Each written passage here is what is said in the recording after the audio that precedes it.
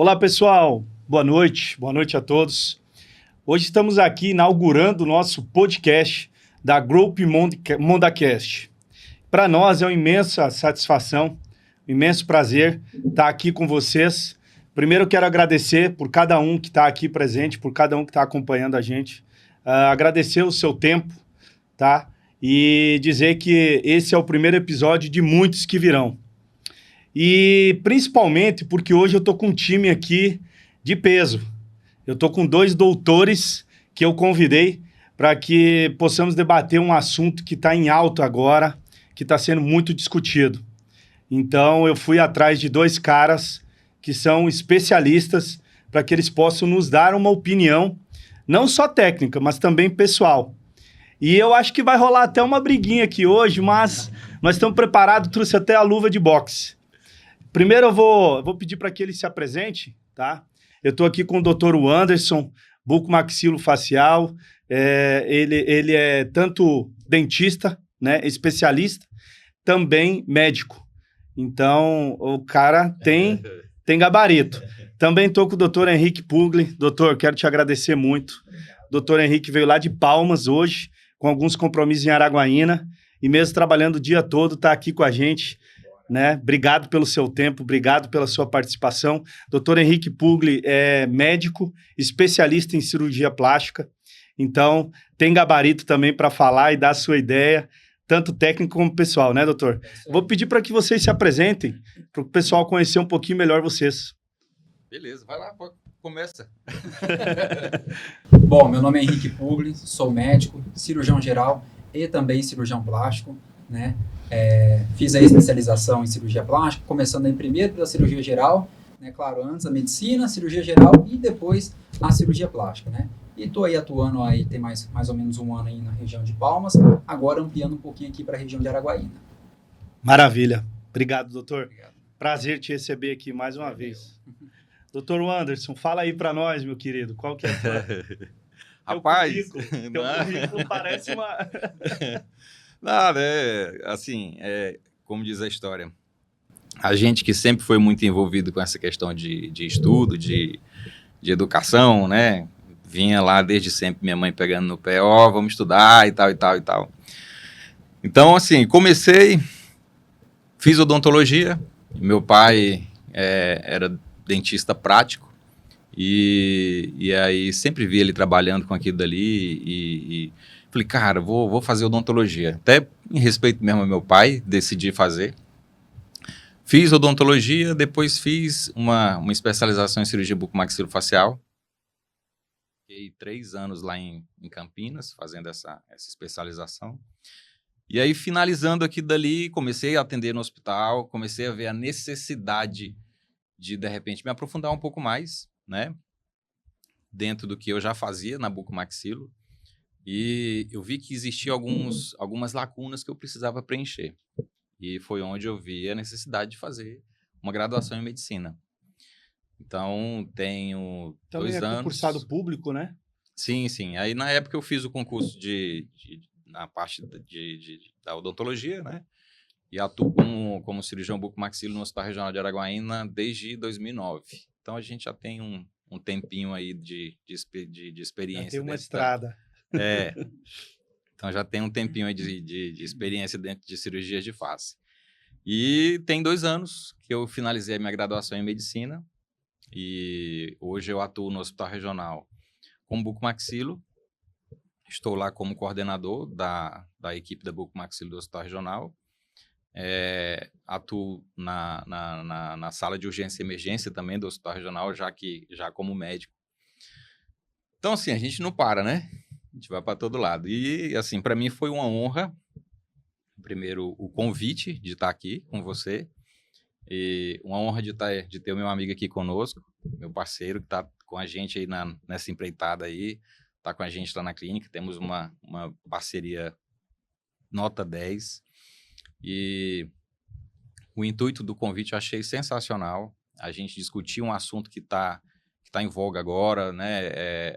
O CFO trazendo algumas coisas que a gente tem alguns pontos que nós vamos concordar, outros que nós vamos discordar, mas digo que isso daqui é é saudável, Claro. né? E assim, nós estamos aqui para tentar mostrar para quem nos assiste que existem pontos de vista, só que a gente tem que deixar os pontos de vista simplesmente não como ponto principal, mas ver o que é a realidade e o que o paciente realmente precisa, Sim. né? Então, a gente vai falar e para mim aqui é uma honra de poder estar participando disso daqui com um colega cirurgião plástico, colega médico e, enfim, bora nessa. Vamos para cima. Bora que vamos. Bom, devidamente apresentados, né? Eu trouxe vocês aqui hoje para a gente debater um assunto que está muito em alta, que é agora com essa crescente procura por procedimentos estéticos, né? Tá todo mundo muito preocupado com a estética. Antigamente era só as mulheres, né? Hoje nós homens também estamos procurando por vários tipos de procedimento estético. E nós nos deparamos agora com uma nova normativa do CFO sobre a questão das cirurgias plásticas faciais feitas por dentistas, né? E isso trouxe uma discussão muito grande. E aí eu disse, não, vou chamar 2 caras aqui que pode ajudar a gente a destrinchar esse negócio. Cara, eu queria que você falasse um pouco, doutor Henrique, sobre essa questão aí, que na verdade a gente foi pego de surpresa, né? Então, vamos debater aí, me dá a sua ideia, o que o senhor está pensando em tudo que o senhor tem lido, tem escutado sobre isso aí. Pelo que eu vejo, né, primeira coisa, antes de começar, eu tinha um chefe meu na residência que ele falava uma coisa que até hoje eu levo comigo. Você faz 6 anos de medicina, demora mais aí 10 anos para fazer residência e aprender a operar, mais uns 10 anos para você pegar a mão cirúrgica, para você falar, agora eu sei operar, agora eu tô dominando, só que você morre sem saber contraindicar a cirurgia. Porque é mais fácil você indicar, eu vou operar, eu vou fazer, pode colocar na mesa o paciente que eu opero, do que você contraindicar. Verdade. Né? Concordo plenamente. E eu na faculdade não tinha muito esse conhecimento. Eu falei, não, doutor, é mais difícil você saber, será que eu opero, será que eu não opero, principalmente em casos ali que a gente pega, né, na cirurgia geral, né, que a gente faz aí antes de fazer a cirurgia plástica, você fica muito em dúvida dentro do abdômen, será que é o baço, será que é o rim, né, em mulher pior ainda, então assim, indicar já é difícil, meu chefe falar, contraindicar é mais difícil ainda. Hoje na prática eu vejo isso, por quê? Dentro da cirurgia plástica, eu pego muitos pacientes que morrem de vontade de operar. Doutor, me opera. E eu sempre contraindico. Por quê? Sempre vejo paciente é diabética, paciente é hipertensa, enfim, paciente tem uma série de comorbidades que pode influenciar ali depois na sua cicatrização, por exemplo, né? Um exemplo aí, uma abdominoplastia, por exemplo, né? Uma das cirurgias que eu mais faço. Lipoaspiração mais abdominoplastia. Uma das cirurgias mais procuradas aí por mim. Hoje, por exemplo, atendi umas 3 pacientes que estavam totalmente fora do peso, né? E também ali tinham algumas comorbidades, outras tomando Ozempic. Falei, olha, não dá pra gente operar assim, primeiro temos que perder um pouco de peso, melhorar a sua diabetes e tal, mas e elas, não, pelo amor de Deus, vou melhorar até mês que vem e tal, vamos operar. Não é assim. O que eu quero dizer com tudo isso? Que é mais fácil você indicar, falar, então vamos operar, do que você olhar essa série de coisas do corpo humano. Corpo humano, eu acho que a gente não tem que olhar só para uma região.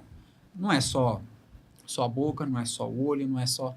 Eu acho assim, a gente tem que ter uma visão geral de tudo. Né? Lembrar que se um paciente tem, por exemplo, um problema renal, um problema no fígado, se submete ele a uma cirurgia, tem que pensar que o anestésio que vai receber na cirurgia vai ser metabolizado pelo fígado, você pode piorar aquilo que ele já tem por causa de um procedimento estético. Tem que contar com as intercorrências, né? Exatamente. Então, assim, contraindicar hoje é mais difícil. Sim. E eu acho assim, nós médicos já estudamos aí por 6 anos para entender o básico, né? Porque, assim, em 6 anos você não sabe de tudo. Você vai entender o básico de cada coisa. Já não é fácil você contraindicar um procedimento, né? Então, eu acho assim, a gente tem que entender um pouco do corpo humano inteiro para a gente, pelo menos, saber aí indicar bem. Porque contraindicar é muito difícil. Falei, mais fácil você indicar do que contraindicar. E, na verdade, doutor, pegando um gancho nisso aí que você está falando, é justamente isso que a gente estava conversando aqui antes, né? Sobre essa situação tem que haver um estudo de modo geral, não é só a face em si, né? Quando você vai operar uma face, você não está mexendo só com a face. Tem toda uma situação que envolve, eu não sou médico, né? Mas meu cunhado é médico, a gente conversa de várias situações, e eu sempre ouço ele falar que a maior preocupação são as intercorrências. Exatamente. O risco que isso corre, né? Exatamente. A pessoa entrar numa cirurgia, toda cirurgia tem risco. Com certeza. Pode ser de um nariz ou qualquer cirurgia.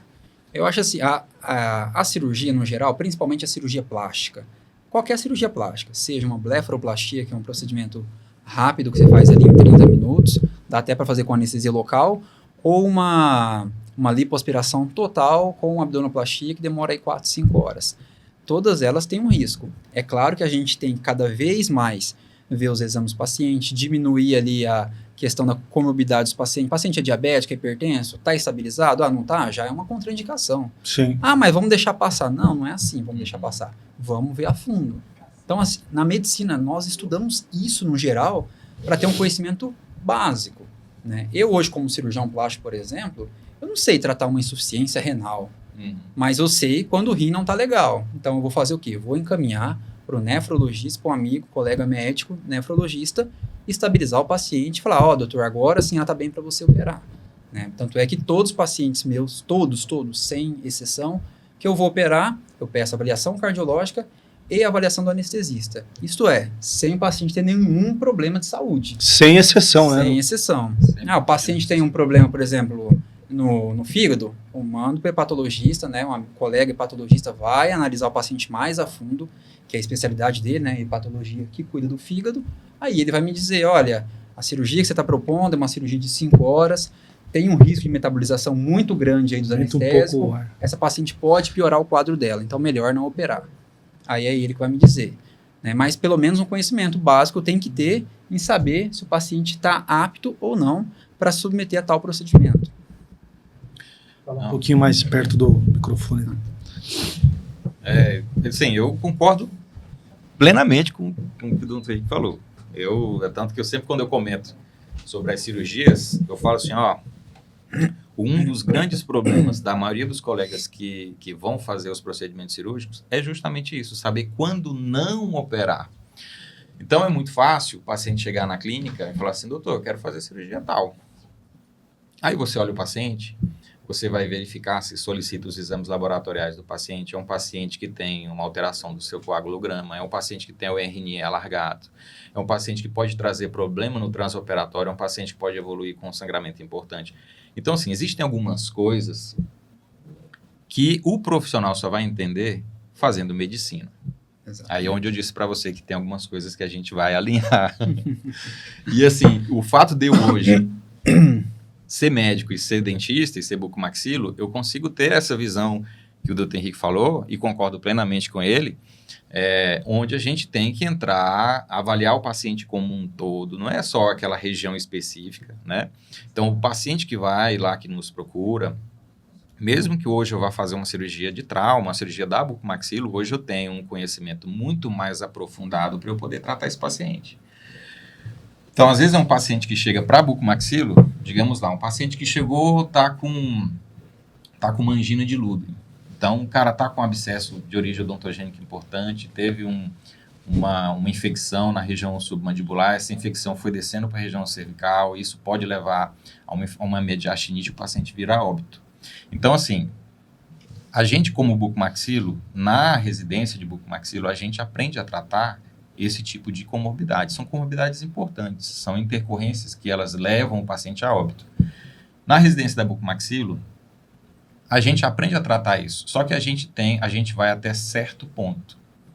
Chega de um certo ponto, a graduação de odontologia, ela não traz um conhecimento que na medicina nos traz. Isso não adianta falar. Sim. Então, quando eu pego um paciente que vem com essa comorbidade e eu preciso fazer uso de algumas medicações que são de uso exclusivo de âmbito hospitalar, o dentista não tem conhecimento de medicações de uso hospitalar. Não adianta. Agora, o colega que fez bucomaxilo, eu já digo que é um pouco diferente. Porque a bucomaxilo, a gente tem uma vivência hospitalar. É uma residência onde a gente está participando daquele paciente como um todo, a gente está em contato com os demais colegas médicos que estão dentro do hospital. Então, um paciente que está com uma comorbidade, com um processo infeccioso importante, é um paciente diabético, poxa, a gente pede um auxílio da clínica médica, então a clínica médica está em contato com o bucomaxilo, a gente consegue fazer um bate-bola. É um paciente que está com um processo infeccioso, com uma bactéria resistente, a gente bate uma bola com infecto para saber qual que é a classe de antibiótico mais indicada para aquele caso específico, né? Então, assim, dentro do universo odontologia, eu digo com todo respeito aos colegas que são dentistas, eu acho assim, antes da gente querer um atalho, que é o que a grande maioria hoje está querendo, e olha que eu sou dentista, vai ter muita gente que pode ficar chateado comigo, mas a grande maioria dos dentistas estão procurando atalhos para poderem atender. Isso não é certo. Você quer fazer uma cirurgia de face? Ok. Qual que é o trâmite correto disso? Você não quer fazer medicina? Quer fazer cirurgia de face? Então você vai estudar, vai fazer uma prova, vai passar na residência de bucomaxilo, vai fazer 3 anos de residência, onde você faz 60 horas semanais no mínimo, para dar um final de mais de 8.000 horas no final dos 3 anos, onde você vai atender só face. Você vai operar face durante esses 3 anos. Isso vai dar aí mais de 8.000 horas de cirurgia de face. Então, assim, você quer operar face, você é dentista, quer operar face, vai fazer bucomaxilo.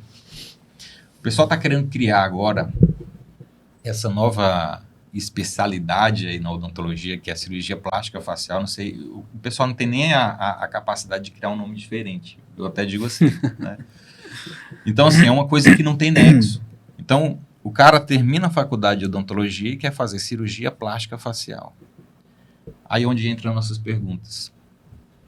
Será que ele sabe identificar, sabe tratar, sabe avaliar um paciente que está com uma disfunção renal, um paciente que está com alteração de ureia e creatinina, um paciente que está com TGO e TGP alterados, que essa função hepática dele, como é que está? Será que ele é um paciente? Será que ele vai saber identificar alguns problemas que esse paciente pode ter? E outro, onde que ele vai fazer essa cirurgia? Vai fazer no consultório? A nível ambulatorial? Equipamento correto para isso? Ou ele vai fazer no hospital? Se ele for fazer no hospital, ele tem que entender que a vivência hospitalar é outra. Sim. Então, como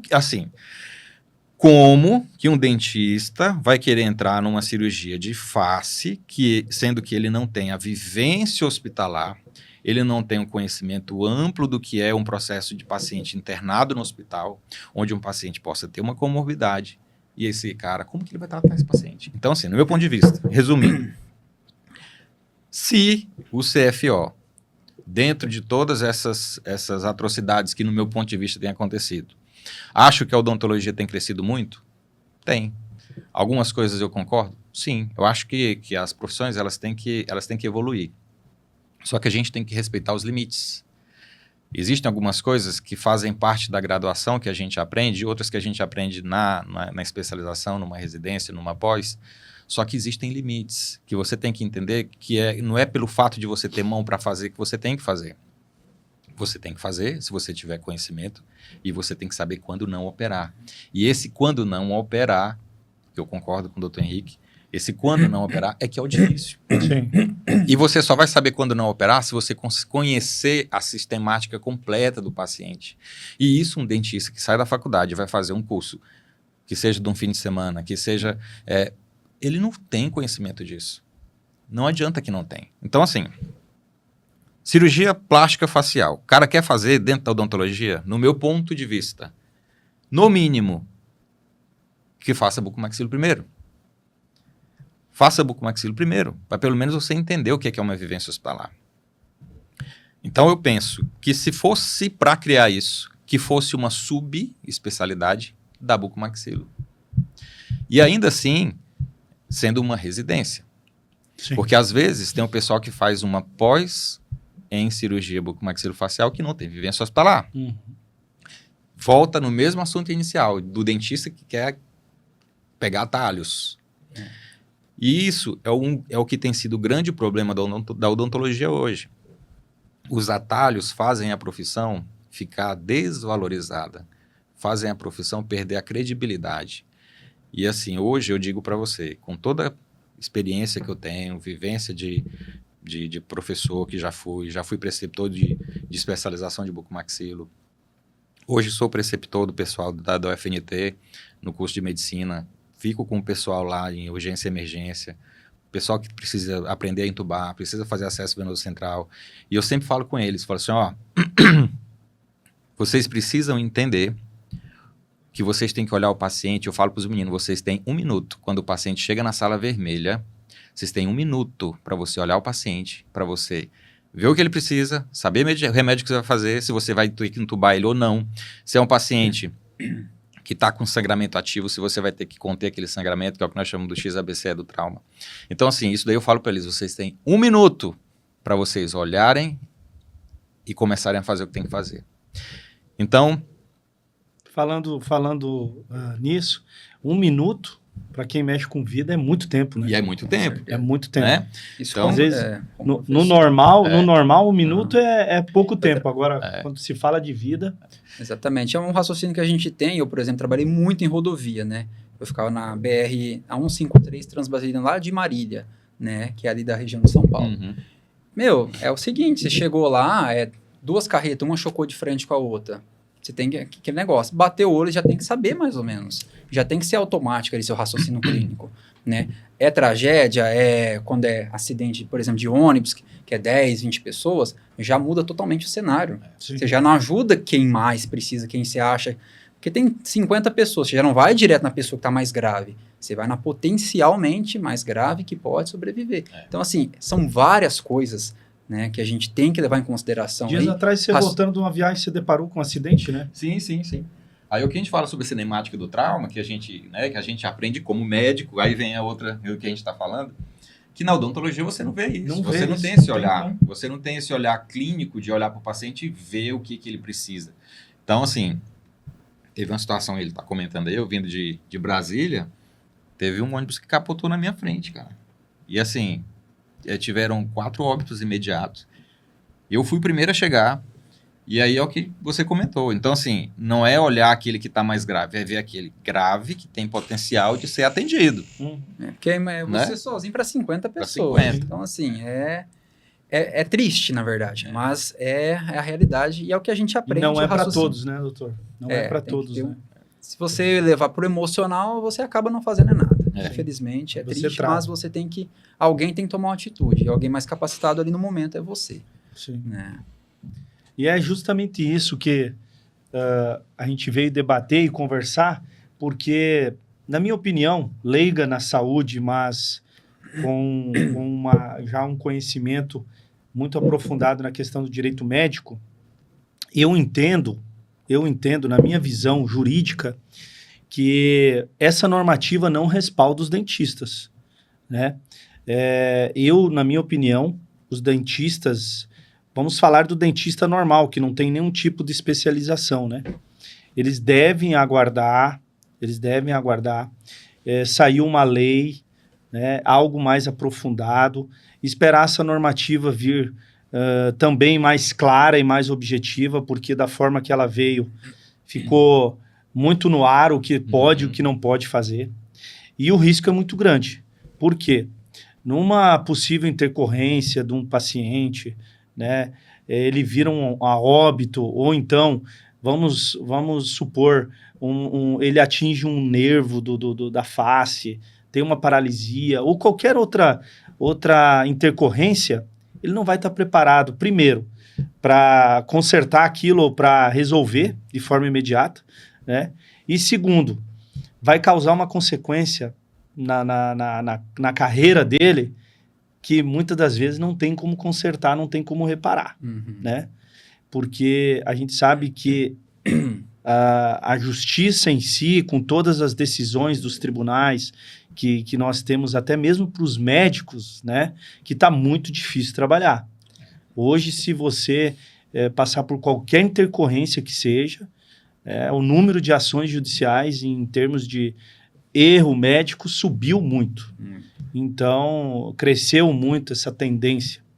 Então, tu imagina um dentista fazer esse tipo de cirurgia, fazer esse tipo de procedimento, o que não pode ocasionar para ele, né, uma ação judicial de reparação civil, ou então até mesmo uma ação criminal, né? Porque se o paciente vir a óbito, ele responde um processo criminal. Ele pode até mesmo responder pelo exercício ilegal da profissão, porque existe uma normativa do CFO, mas não existe uma lei que garante para ele que ele possa fazer, né? Que ele possa fazer o procedimento. Eu sempre falo que, trazendo para o direito, muitas coisas no direito não te diz que você não pode fazer, diz a consequência que você vai ter se você fizer, né? Um exemplo, lá no Código Penal não está dizendo que você não pode matar alguém. Está dizendo a consequência se você matar alguém. Já nos procedimentos é diferente. Né? Tem as proibições e tem o que você pode e não pode fazer. Mas isso até na medicina tem. No próprio código ético de vocês, né? Eu, como médico, por exemplo, eu posso apenas como clínico, né? Sim. Esquece que eu sou cirurgião. Mas imagina que eu acabei de formar. Sou médico, igual você, clínico e tal. Se eu quiser fazer uma neurocirurgia, abrir o crânio de uma pessoa e tal, eu posso, certo? O problema eu sou a pessoa mais capacitada para aquilo, entendeu? Sim. É claro, dependendo do seu ambiente, estou talvez, sei lá, numa região, numa ilha isolada, um local que não tem estrutura, mas eu estou ali com, sei lá, vai eu e mais um anestesista, enfim, vamos... Cenário hipotético. Tem uma grávida lá que está em trabalho de parto, se eu não fizer cesárea vai morrer. Ou é eu tentando ajudar ela, tentar fazer o melhor para ela. Ou é eu tentando fazer o melhor para ela, por mais que eu não seja a pessoa mais capacitada, eu sou a mais capacitada naquele momento, né? Não sou ginecologista, mas você vai tentar fazer algum procedimento para ajudar. Vai dar o seu melhor, né? Exatamente. A gente está falando de um procedimento de urgência. É diferente de um procedimento estético. Sim. Né? A cirurgia plástica, por exemplo. Cirurgia plástica, praticamente quase todas são estéticas ou mesmo reparadora.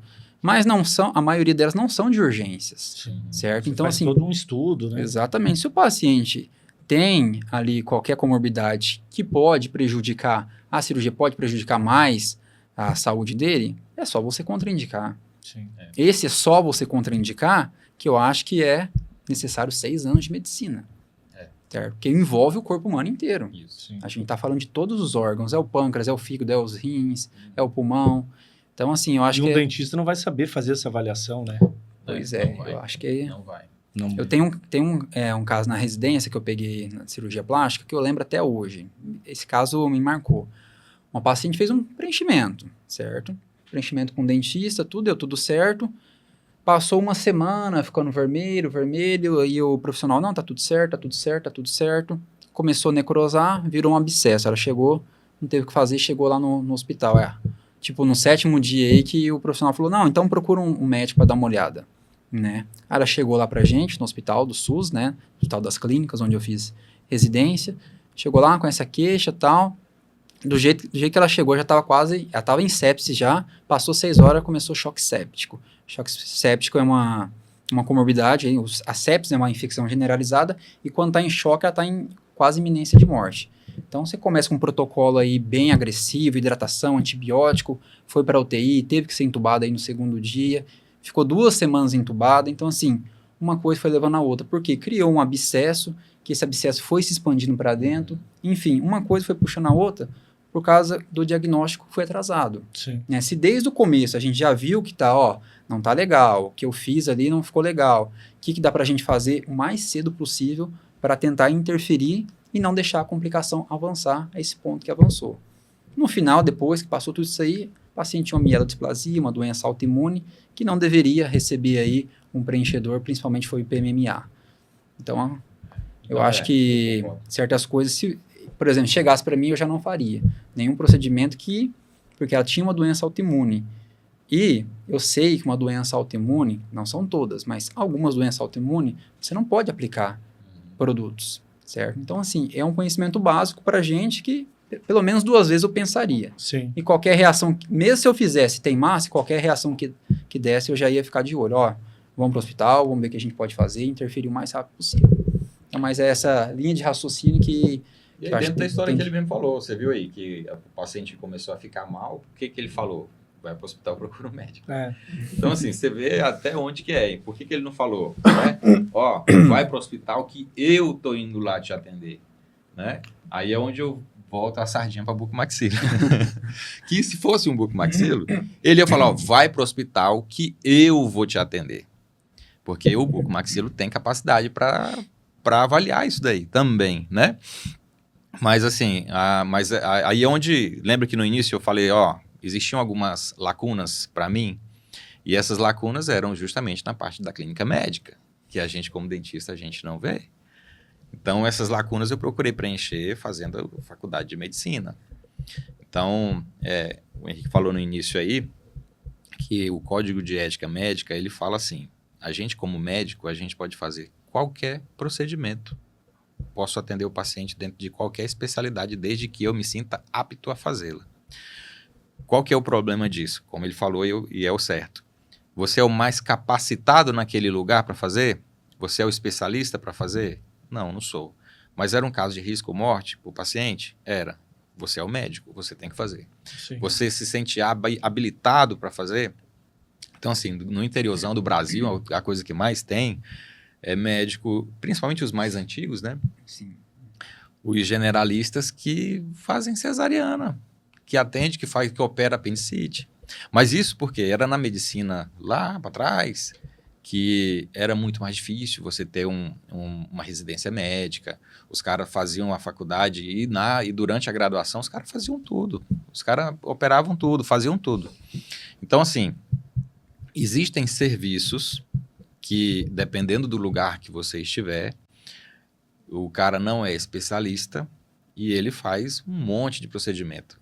E isso, para o Código de Ética Médica, ele está exercendo a medicina de forma irregular? Não.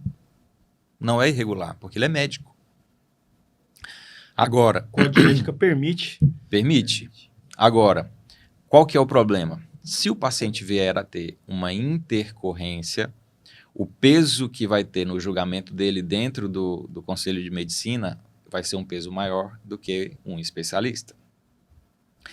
Aí vem uma outra questão, uma outra linha que às vezes a gente ainda não falou, sobre as insatisfações dos pacientes. Às vezes você faz um procedimento que não teve nenhuma intercorrência, você não causou nenhuma lesão ao paciente. O paciente está perfeito, em questão funcional. Só que aí o paciente vira e fala assim, doutor, essa abdominoplastia que o senhor fez, esse cantinho aqui está meio centímetro mais alto do que esse ladinho de cá. Então, paciente é um trem difícil. Então, às vezes, aí o paciente vai reclamar que a cirurgia não ficou boa.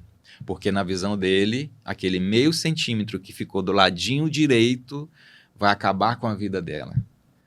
E às vezes a gente tem que contextualizar e ver, poxa, meio centímetro é o ideal? Lógico que não. Mas numa cirurgia, uma cirurgia de grande porte, você às vezes não consegue mensurar esse 0,2, 0,3 de um lado para o outro. Isso é impossível. Pelo processo de cicatrização, né? Evolução pode ter. Você tem Tudo as fibroses, depende, né? você tem a contração da pele, você tem um processo de hipertrofia da própria cicatriz em si, que pode levar essas alterações entre um lado e outro. Então, assim, hoje, devido a essa questão até que o Edgar falou, sobre os processos, já criou uma cultura onde, se eu não estou satisfeito, eu vou processar o médico. Não estou satisfeito, eu vou processar o bucomaxilo. Ei, peraí. O estar satisfeito é uma questão, às vezes, pessoal. Às vezes é o que você fez de expectativa com aquele procedimento, que às vezes aquela expectativa que você criou não era o alcançável. Sim. Por diversos motivos. Então, assim, às vezes, esse paciente que procura a cirurgia plástica, né, eu vou meter o bedelho aqui, é um paciente que às vezes precisa passar, muitas vezes, até por um acompanhamento com um psicólogo, sim, com um psiquiatra, porque às vezes ele tem uma alteração da autoimagem. Sim. Ele olha no espelho, ele vê uma coisa que na realidade não é o que está existindo. Com certeza. Nossa, na plástica é o que eu mais... Eu já suspendi cirurgia 2 dias antes que o paciente chegou, mas vai ficar desse jeito, né? Tipo, eu mostrava a foto, não vai ficar desse jeito, seu corpo é de um jeito, tal. Cada um é de um jeito. Exatamente. Mas para você colocar isso na cabeça dela, antes, no pré-operatório, nas primeiras consultas, Você vai falando, ela, não, tô concordando, tudo. Ó, então é o seguinte, seu corpo é diferente. Até você chegar, criar essa linha com ela, você tem que trabalhar bastante. Bastante. Eu volto naquela primeira conversa nossa. É mais difícil você contraindicar do que você indicar. E aí, assim, isso é uma coisa que até, assim, a gente conversando com você que é advogado, com certeza você recebe aí muitas queixas, né? Muitos pacientes que às vezes te procuram para fazer esse tipo de Mas processo. eu não atuo contra médico, não. Vamos deixar claro. Né? Eu só atuo a favor dos médicos. Vamos parar por aqui. Porque, assim, às vezes o paciente chega com essa reclamação. Doutor, ó, o doutor Henrique fez a minha cirurgia... meu peito ficou... Ó, esse lado aqui, senhora, doutor, você tá vendo aqui? Às vezes o paciente quer até mostrar para advogado. Doutor, olha aqui como é que tá. Esse lado tá mais baixo do que esse. Pô, peraí. Vai saber qual que era o tipo de assimetria que essa paciente tinha. Você entendeu? Então, assim, eu penso que tem havido uma judicialização exagerada em todos esses procedimentos médicos quando o paciente acha que não ficou bom, sendo que não é um erro. Você não causou nenhuma lesão no paciente. Você não trouxe nenhuma iatrogenia para o paciente. Não, você não trouxe nada de errado para o paciente. É uma autopercepção do que ele estava querendo. Ele criou uma expectativa que não foi alcançada. E eu acho que esse tem sido um dos maiores problemas. Aí, voltando no nosso assunto, o que eu penso? A odontologia, a cirurgia bucomaxilo, até que na bucomaxilo eu não falo tanto, porque a gente, na buco, a gente pega pacientes de trauma, então a gente faz cirurgias reparadoras extensas. Então, a gente passa, a gente vai pele, músculo, a gente vai para essa região de esmaço, a gente para chegar no osso, para fazer uma fratura de face. Então, assim, a gente, como diz o Matuto, a gente escrafuncha a cara toda para chegar lá embaixo. E na grande maioria das vezes, são pacientes que vão ficar sequelados, não tem jeito. Sim. Então, assim, a gente vai fazer uma cirurgia, por exemplo, um trauma de região zigomática, onde o paciente teve uma abertura do soalho orbitário, que ele teve uma diplopia por conta dessa gordura que desceu ali. Então, assim, a gente vai fazer uma incisão na região orbitária inferior para chegar naquilo dali, para levantar o olho do paciente, para colocar uma tela de titânio ali embaixo, para depois vir fechando de lá de... Olha só, a gente levanta o olho do paciente para colocar uma tela lá embaixo. Será que o bucomaxilo não consegue fazer uma blefaroplastia? Então, assim, eu estou levantando isso daqui como um exemplo do que é ter condições técnicas de fazer, mas eu estou voltando lá atrás e estou falando, esse bucomaxilo fez uma residência para ele saber avaliar aquele paciente, para saber ver se ele tem alguma comorbidade, para saber se ele pode levar aquele paciente para o centro cirúrgico naquele momento, para saber se aquele paciente tem alguma alteração. Então, saber avaliar um exame pré-operatório, você entendeu? Então, aí onde volto lá no assunto inicial. Será que o dentista vai ter capacidade de fazer isso? Não tem. Não tem. Eu acho que, assim, dentro dessa nova resolução aí, eles querem colocar plásticas faciais. Uma das plásticas faciais, por exemplo, uma rinoplastia, certo? Uma cirurgia que a gente sabe que é uma cirurgia demorada. Eu, como cirurgião plástico, tenho que fazer 6 anos de medicina, 6 anos de residência, 12 anos, pelo menos, para estar apto a fazer... Para estar apto não, mas para dizer que eu sou especialista nisso e fazer uma cirurgia dessa. Ou você fazer uma otorrinolaringologia, né? E fazer esse tipo de procedimento. A questão é, quem vai fazer esse procedimento? O dentista está apto para isso? Ele pode até ser apto, até ter mão para fazer, tudo bem. Aí eu volto naquilo lá. Ele sabe indicar? É ele que vai indicar? Uhum. Durante o ato operatório, quem que vai estar junto com ele? É ele que vai estar como... Se o paciente tem uma parada cardíaca, por exemplo, ele sabe reverter? Uhum. A gente, quando a medicina faz 6 anos, e eu na cirurgia geral mais 3 e 3, 12 anos para aprender isso. Uhum. Claro, né? Na plástica quase não faz. Mas na cirurgia geral e na medicina são pelo menos 9 anos fazendo só urgência e emergência. Só pegando, vamos dizer, as sem buchas, falar, né, doutor? Assim, sem falar que numa cirurgia, vamos supor, você vai fazer uma cirurgia plástica, não é só o senhor que está dentro da sala de cirurgia, né? Exatamente. Existem outras pessoas ali te dando um apoio, um enfermeiro, com certeza, o anestesista, né? Não é o senhor que faz anestesia. Então, eu não consigo imaginar como que um dentista faz isso dentro de um consultório somente de odontologia. consultório sem ter... Vamos Sem supor, ter um aparato, né? Sem ter um vamos aparato falar, vamos falar da sua clínica lá. Eu já fui lá. Aham. Você tem um monte de aparato lá, que eu já vi um monte de aparelho, se caso tiver alguma intercorrência, alguma coisa. Tu tem aparelho lá até para medir os batimentos cardíacos, tudo certinho.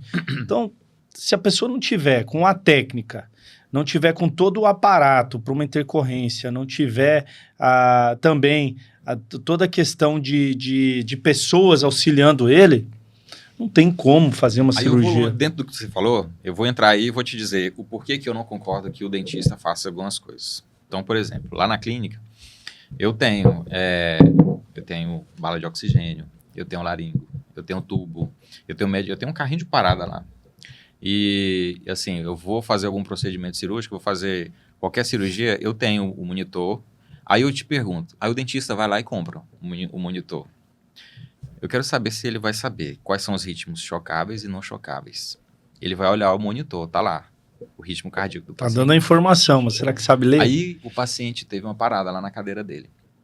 O dentista não pode entubar, porque é ato médico. O dentista não sabe ler um eletrocardiograma para ele saber qual que é o ritmo que ele pode cardioverter o paciente com o desfibrilador ou através de medicações, você entendeu? Você deixa lá, aí o paciente está deitado na cadeira do dentista e tem lá um oxímetro para ele ver a saturação. E se o paciente estiver desaturando, ele vai colocar aquele oxigênio, vai colocar o quê? Com catéter, vai colocar em máscara, ele vai saber entubar o paciente. Então, assim, pessoal, eu acho que a gente tem que ter um bom senso. A odontologia, eu sou apaixonado pela odontologia. Eu ainda hoje atendo a odontologia no meu consultório.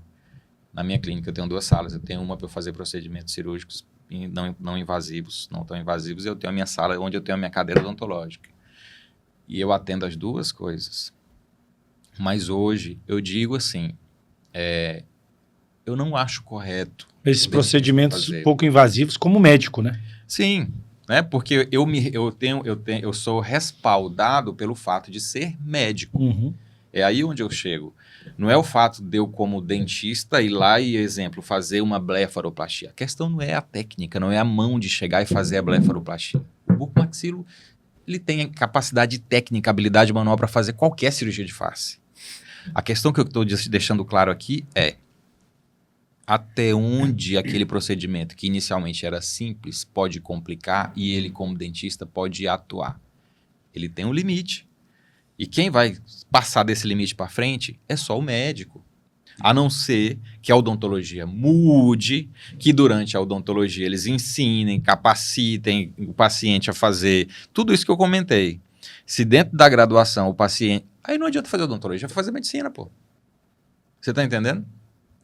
Então, cria-se uma especialidade odontologia, você faz medicina, cria-se uma especialidade odontologia para o cara fazer odontologia depois. Eu acho que você entendeu? Essa questão de complicação é uma coisa assim, é igual seguro. É seguro, você tem seguro de vida, você tem seguro de carro, você tem seguro de vida, você quer morrer?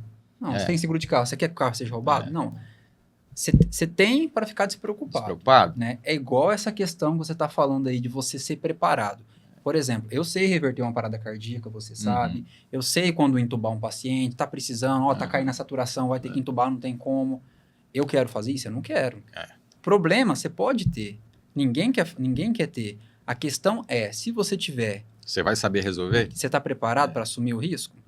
Eu hoje, com 6 anos de medicina, 3 anos de cirurgia geral e 3 anos de cirurgia plástica, sei resolver muitas coisas, mas tem muitas coisas também que, passando esse longo tempo, eu deixei de realizar, que eu fui perdendo mão também. Sim. Certo? Dentro da cirurgia geral, eu fiz mais de 100 vesículas, certo? Retirada de vesícula.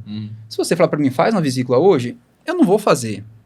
Eu até sei fazer? Sei, mas eu já não sou a pessoa mais capacitada para isso hoje. Uma abdominoplastia eu já sou, porque eu já estou atualizado nisso, já estou ali. Eu sei. Mão tá para aquilo. Exatamente. Né? E se tiver uma complicação de uma abdominoplastia, eu sei como reverter, eu sei ou como tratar, certo? Então, assim, eu acho que o mais difícil de tudo isso que a gente está conversando é, primeiro, você saber como contraindicar, porque indicar é fácil, só falar assim, pode colocar que eu faço. Agora, contraindicar e dizer por quê que é o difícil. E você resolver as complicações do procedimento que você fazer. Sim. Né? Vamos dizer assim, assumir a bucha, né? Exatamente. E outra coisa, como a gente, trazendo para o lado do direito, o direito tem vários nichos de atuação, né? Mas nenhum advogado consegue mexer com todos.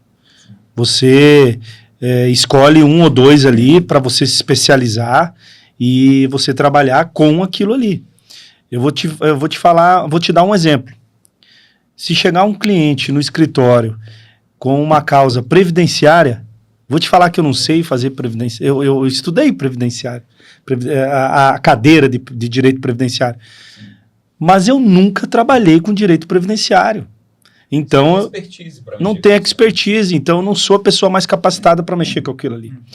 Agora vamos lá, na área do direito aqui, também tem as situações que você pode causar um dano para a vida do teu cliente, né? Vamos supor na área criminal, né? Até mesmo na área civil, mas quando a gente vai para a área da saúde, a responsabilidade é muito maior.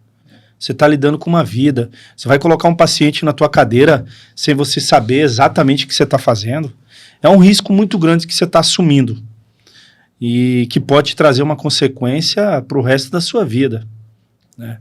Então, assim, diante de tudo que a gente conversou aqui, né, e que a gente debateu, fica claro que nós vamos ter que aguardar, é claro, mas do jeito que está hoje, não tem condições alguma de um dentista sem uma especialização fazer procedimentos plásticos na face, né? Fazer cirurgias plásticas na face. E assim, e se a gente for ver, o que vai ser do povo que tem os dentes podres, hein, doutor? O que vai ser, cara? Pode mandar pra mim, que eu ainda trabalho com isso. Eu não deixei de atender, não. Antigamente tinha o dentista, como é que chamava? Era o prático, né? O prático, né? Dentista, o técnico? Não, era o prático mesmo. Prático. Eu falei, meu pai aprendeu a odontologia vendo... Como é que era isso aí? Como é que era o trabalho do teu pai? Cara, isso daí era dos anos 70. Então, tu imagina o Brasil naquele tempo, onde não tinha uma faculdade, que era só lá para baixo, né? E, assim, a odontologia, ela vem lá dos seus primórdios com o tal do cacheiro viajante. Não sei se vocês já ouviram falar. Já.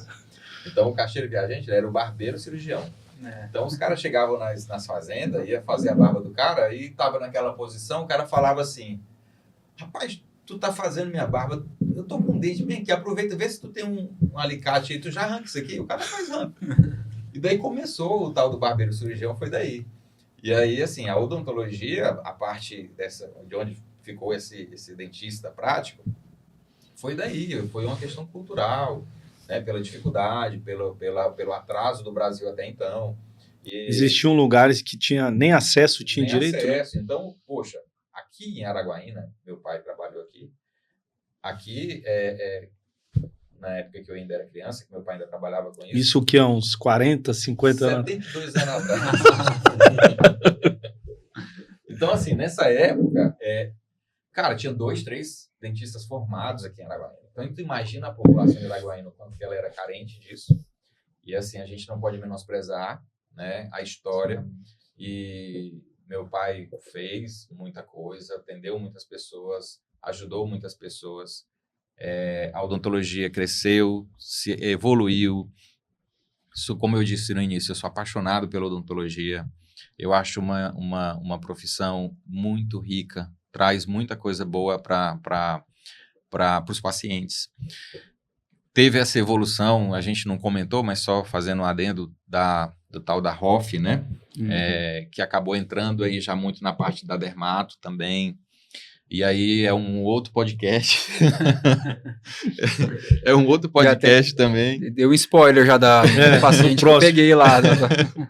Né? Então, assim, eu acho que a gente tem que entender que a profissão em si, ela é uma profissão muito bonita e que a gente não pode deixar de fazer o que tem que ser feito dentro da profissão. Então, eu disse, no meu consultório eu faço implante, eu faço prótese, eu tenho muito paciente ainda da odontologia. E assim, o que eu tenho hoje, não tenho nada, mas o que eu tenho hoje eu conquistei, foi com a odontologia. A medicina para mim hoje, ela não é o meu ganha-pão principal. Eu fiz medicina não com o intuito capitalista, mercantilista da profissão em si. Eu fiz para me complementar como um dentista, para me complementar como cirurgião bucomaxilo. Estou fazendo uma pós em dermato, mas estou fazendo, por quê? Porque eu quero fechar um ciclo onde eu consiga fazer os procedimentos que eu tenho que fazer e ter tranquilidade. Tanto tranquilidade de consciência, por saber que estou fazendo um procedimento que eu não vou causar lesões ao meu paciente. Fiz medicina para eu ter esse conhecimento geral do contexto orgânico do meu paciente. Fiz bucomaxilo 3 anos fazendo muita cirurgia, então tecnicamente eu sou tranquilo em relação aos procedimentos cirúrgicos que eu faço na face. Então assim, meu amigo está aqui, eu sei que ele está certo nas colocações em relação à cirurgia plástica e eu assino embaixo. Mas eu penso que dentro da especialidade da bucomaxilo, eu acho que o bucomaxilo ele tem capacidade de fazer procedimentos estéticos de face. De verdade mesmo. Hoje eu estou te falando isso aqui como bucomaxilo e como médico, né? Olhando as duas vertentes. Se for criado uma sub, cara, de verdade. Se for bem feita, se o cara realmente fez uma residência em bucomaxilo, pô, cara, opera. Você tem capacidade. Porque o cara faz 3 anos especificamente da face. Mas aí vem aquele contexto que eu falei, se for uma boa residência, que o cara tem um aprendizado do corpo como um todo, o cara saber identificar um paciente que tem diabetes, o cara que tem um paciente um hipertenso, um paciente que tem uma DRC, que é uma doença renal crônica, um paciente que pode usar um certo tipo de medicação, e aí, o paciente está com uma infecção, você vai usar um meropenem no paciente que é dialítico? Tem lógica.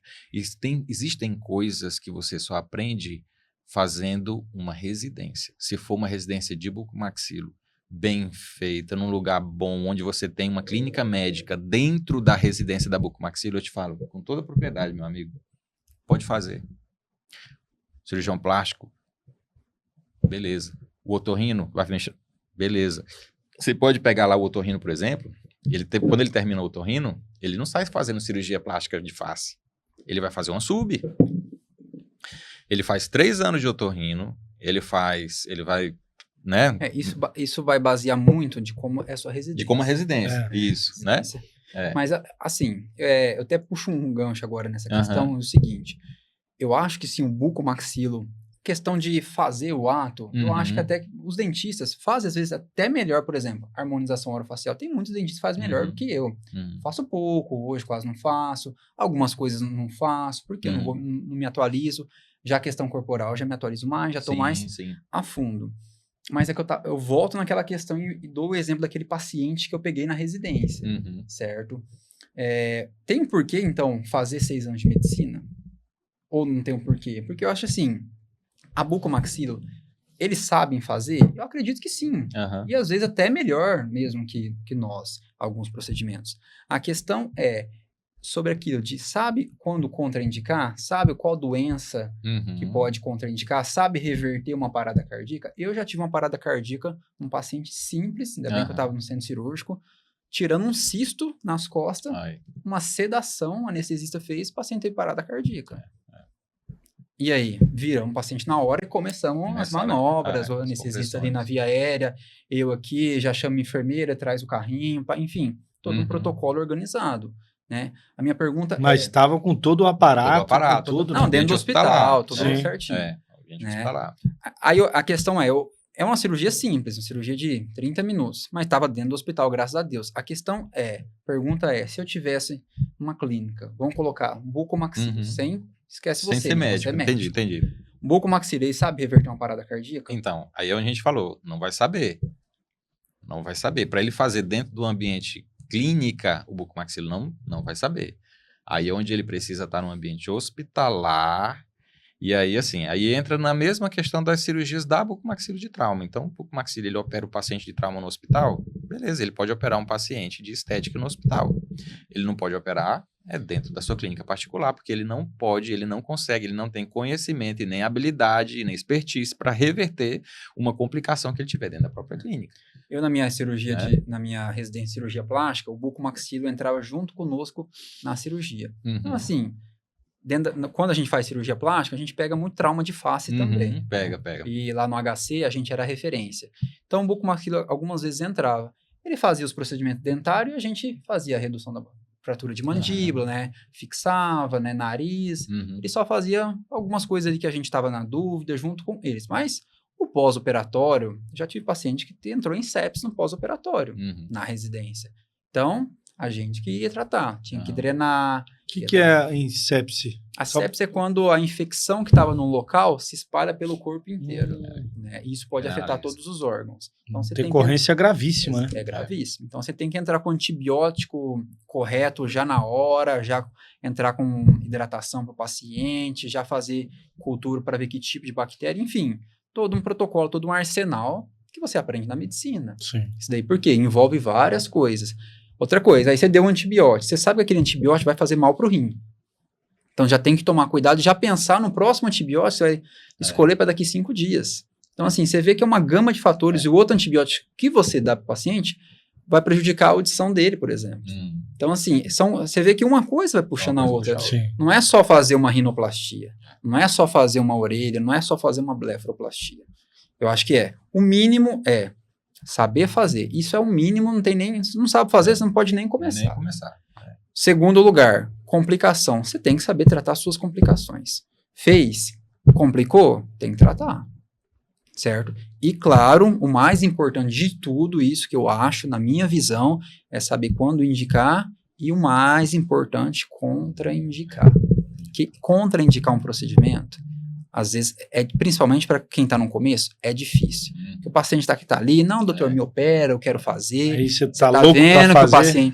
Você tá vendo que o paciente não cuida direito, você tá vendo que o paciente está com a hipertensão aí descontrolada, você tá vendo que tá com diabetes, e você vai fazer isso. Então, assim, bucha, mais pra frente vai ser bucha. Vai ser bucha. E aí tem que estar preparado também para as consequências, né? Quando você assume uma responsabilidade, você tem que estar preparado para a consequência e principalmente estar bem resguardado com um bom advogado que possa te socorrer. Olha só dentro do que ele falou, só para fechar, assim, quando você faz a residência da Buco, essa questão básica, né, eu digo básica aí entre aspas, desses cuidados básicos com o paciente de nível hospitalar, na residência da Buco a gente aprende, sabe? Então, assim, a gente pega essas prescrições endovenosas, a gente sabe relacionar, volto a dizer, desde que seja uma residência bem feita de bucomaxilo. Existe dentro da residência as cadeiras onde você vai complementando. Então, tem uma parte de clínica médica dentro da bucomaxilo, a gente tem uma parte de plástica dentro da bucomaxilo, a gente tem uma parte de trauma de TCE, que a gente vê um pouquinho de neurologia dentro da bucomaxilo também. Então, existem várias cadeiras dentro da residência da bucomaxilo que a gente vai pegando e vai... Por isso que eu falo, o bucomaxilo, ele pega o trauma no hospital, ele vai para o centro cirúrgico, ele pega o pior paciente, que é aquele paciente que está politraumatizado na sua grande maioria. Né? O cara, quando ele tem um trauma de face, ele não tem só a face. Na grande maioria, um cara que tem um trauma de face, ele teve uma lesão abdominal, ele teve uma fratura do braço, ele teve um TCE que de repente pode ter sido grave, o paciente que passou pela neuro, ele vai sair da neuro de alta para ir para bucomaxilo, para depois operar a face. Então, na grande maioria, os traumas de face são pacientes complicados. Eles não são pacientes bonitinhos como é o paciente da plástica que a gente olha. Eu digo no sentido, né, que você tem tempo de avaliar bonitinho. É um paciente que chegou, tá lá, um paciente ali de 60 anos, tava indo embora para casa, o cara é hipertenso, é diabético, caiu de moto, se escangotou todo e teve um trauma de face. Mas na residência da plástica, a gente também vê essa situação. Vê também, A gente só escolhe depois, assim como o bucomaxilo puxando esse gancho aí. Isso, se for fazer essas cirurgias depois, vai escolher, que é óbvio que eles vão escolher depois, fazer essa plástica, certo? Na residência ele vai aprender toda essa questão também. Isso, né?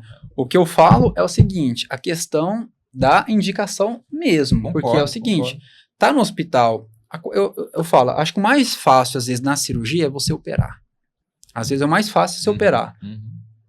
Não é difícil você operar. Se eu pegar o Edgar aqui e levar ele todo dia comigo no centro cirúrgico, ó, todo dia fazer uma abdominoplastia, em 1 ano você faz uma abdominoplastia.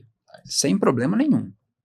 Às vezes até melhor que eu, você pegar a mão, Bora se fizer só isso aí, doutor. faz. A questão é... Viagem.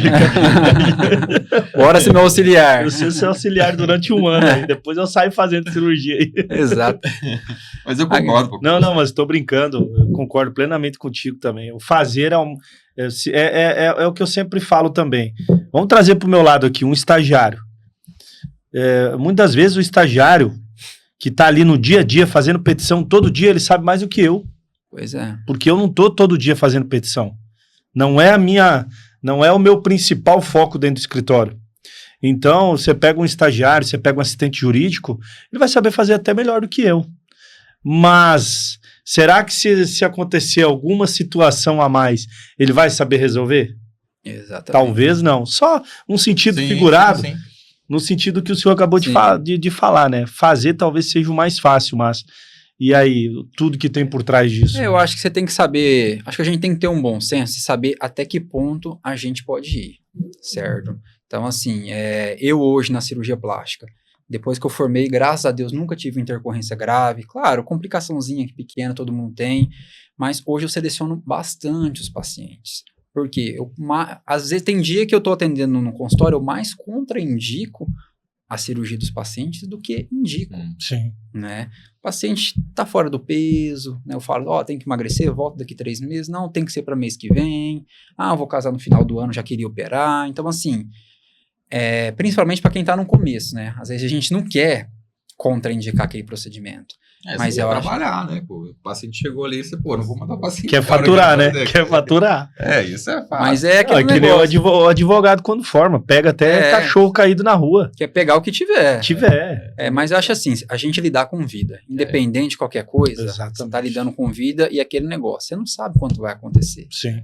Certo? Mas se acontecer, você tem que estar preparado e respaldado. Olha, eu operei, beleza. Operei o paciente, eu indiquei bem, tá tudo normal, não teve nada, não teve nenhum... Tinha alguma coisa para mim contraindicar essa cirurgia? Não. Foi uma cirurgia tranquila? Foi. Acabou.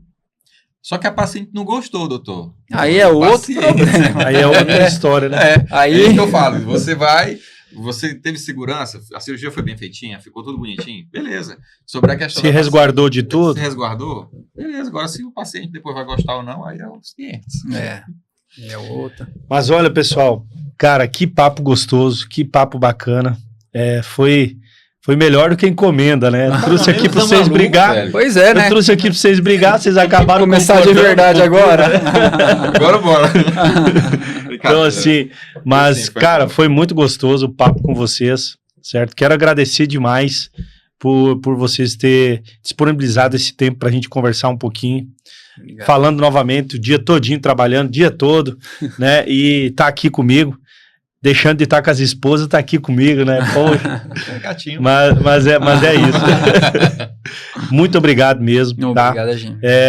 E assim, acredito que quem esteve aqui com a gente gostou muito do que ouviu, porque foi um papo muito descontraído e acredito que a gente falou aqui, né, nos termos muito... sem ser muito técnico, porque quando você é muito técnico, quem é da área vai entender, mas a grande maioria das pessoas não entende. Então, acho que foi um papo gostoso, um papo descontraído, a gente conseguiu passar nossas visões, não precisamos botar a luva de boxe, não precisei pegar o taco do diálogo, e foi muito legal. Quero agradecer, tá? E quero abrir aqui, se vocês quiserem falar mais alguma coisa, deixar alguma outra opinião, qualquer coisa, tá aberto para vocês. Não, volto a dizer, assim, para mim foi uma honra eu ter recebido o convite de estar vindo aqui para a gente discutir sobre esse assunto. É um assunto que me incomoda como médico, me incomoda como dentista. Volto a dizer, eu não concordo com os atalhos, eu não concordo com o caminho mais fácil. Você quer fazer alguma coisa, procure fazer do jeito certo. Acho que existem algumas ponderações em relação a algumas especialidades da odontologia que a gente também tem que, pelo menos, conhecer, entender, para não desmerecer, né? Então, mas dentro do contexto que nós estamos conversando, eu vi que a gente mais teve opiniões semelhantes do que divergências. Concordamos aí de que realmente precisa de um conhecimento mais amplo, um conhecimento mais aprofundado para que você consiga ver esse paciente como um todo. E o recado que eu deixo para os meus colegas dentistas, que não fiquem chateados comigo, porque eu não falei nada para ofender ninguém, eu só estou falando o que eu penso, e quando eu digo o que eu penso, não é só o que eu penso, mas a minha atitude. Se eu falar só o que eu penso, eu teria feito um atalho para trabalhar com o atalho. E, na minha opinião, eu procurei fazer medicina para que eu tivesse um respaldo a mais, para que eu pudesse ter capacidade de avaliar o paciente, de negar um procedimento cirúrgico, porque eu consigo avaliar esse paciente como um todo, eu consigo avaliar esse paciente de forma um pouco mais aprofundada. Fiz questão de, quando terminei minha faculdade de medicina, trabalhar nas partes mais críticas do hospital. Trabalhei na UTI, saí agora tem uma semana e pouco, trabalhando com pacientes graves, com pacientes sequelados, com pacientes idosos, com pacientes que foram para lá por problema de um AVE, hemorrágico ou isquêmico, enfim, só problemas graves. Trabalho na urgência e emergência, atendendo paciente politraumatizado. Então, assim, eu acho que para que a gente tenha respaldo, para que a gente consiga fazer um procedimento bem feito, não procure um atalho. Vai procurar fazer o que tem que ser feito. Depois, o seu paciente, ele vai te procurar e você vai dormir com a sua cabeça tranquila no travesseiro. Isso não tem preço. E não é propaganda de Mastercard. Não tem preço. Tá, e se então, precisar e não seguir tudo que você está falando, vai dar tem certo. um bom advogado que a gente vai poder te ajudar. E assim, e outra coisa, eu sempre digo assim, converse muito com o paciente e tire foto. Tire foto. Para você ter o antes e você ter o depois do paciente. Porque depois ele vai dizer, eu não tinha isso aqui. Tinha, olha aqui como é que era. Ficou... Prontuário, tudo muito bem preenchido, né? Então, se documente. Sabe, assim, tire foto de tudo, converse bem com o paciente, explique que, de repente, aquela expectativa que ele está querendo pode não ser alcançada.